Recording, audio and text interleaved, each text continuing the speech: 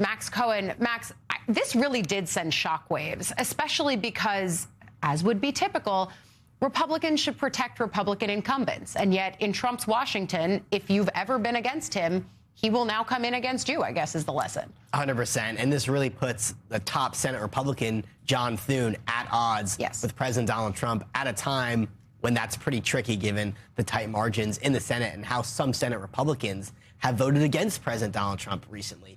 And Thune actually spoke to President Trump over the weekend and said, Mr. President, I don't agree with this, especially when Bill Cassidy, if he's now spurned, could be a deciding vote on some key issues. But this really was a remarkable, I don't want to say betrayal, because Cassidy, as you mentioned, had voted for impeachment. But considering how much Bill Cassidy had done in the past couple of months to endear himself to President Trump, the fact that Trump just sent out this endorsement message before Letlow was even in the race just shows you how much Donald Trump thinks about these impeachment votes and how much he does not forget. Yeah, and how retribution is still a common thread, even when you're just talking about basic politics. I also think if you zoom out even just one layer more, you talk about the way that this puts Thune at odds with the White House, but he's already fighting a bunch of battles in favor of incumbent Republicans who have messy, messy primaries. I'm thinking, of course, of Texas and the moves to save John Cornyn from a three-way primary there. I mean, talk a little bit about the ways that Republican leadership in the Senate is playing defense in places that they really shouldn't have to be playing defense, and the ways that Trump himself is complicating that. Yeah, exactly. I think Texas is a great point because the Senate Leadership Fund, the top super PAC allied with John Thune, has spent millions and millions of dollars protecting John Cornyn from his race against Ken Paxton and Wesley Hunt. And so far, Cornyn has not pulled ahead. And it's been confirmed in the past couple of days that Trump is not going to endorse Cornyn. And that Texas situation is interesting because Bill Cassidy, he's probably looking at that funding and thinking, well, that's really nice that John Cornyn getting all his backup on the airwaves. What about me? SLF indicated in a statement this weekend that they would not do the same for Cassidy because they see Louisiana as a safe red seat, whereas Texas, they worry if Ken Paxton wins that primary, that's in play for Democrats. Yeah, so Republicans have some mess to sort out through the midterms. Democrats also trying to find their footing, but I've got some new reporting this morning on some efforts that they've been making in terms of bolstering their messaging operation, specifically that of Cory Booker, who has taken on the messaging role for the Senate Democratic Caucus.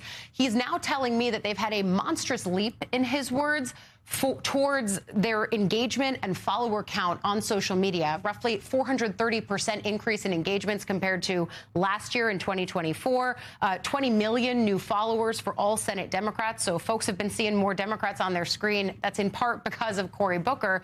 Talk about the impact of this. Democrats trying to level that digital playing field. And according to some charts that I saw from Booker's office, they're really doing so and dwarfing Republicans. But does it matter? Is the internet real life? Well, I think the internet shows where the energy is, right? And there's certainly a lot of anti-Trump energy among the progressive Democratic base right now. And in a way, when they can't actually influence policy too much in Washington, given their minority status in both houses of Congress, social media is a way in which voters can kind of show their anger, their discontent with the Trump administration.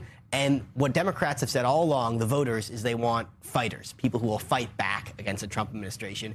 And many Senate Democrats are taking that message to social media. And what you reported with Cory Booker, I think, is a really good example of how the party is feeling heading into the midterms. They want to retweet. They want to post. They want to say, yes, this is a candidate I want, on Instagram, anywhere else.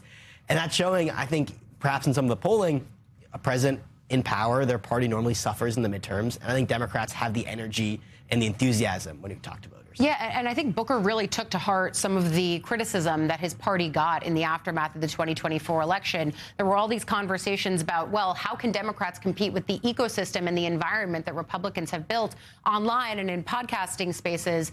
Booker is now saying, okay, I've at least tried to level that playing field a little bit beyond just me. He is one of the most followed Democrats on social media, but now extending it deeper into the caucus and pointing to a number of examples of things that went viral on whatever news of day items there were. Congressional reporter for Punchbowl News, Max Cohen, thank you for coming on, starting the week with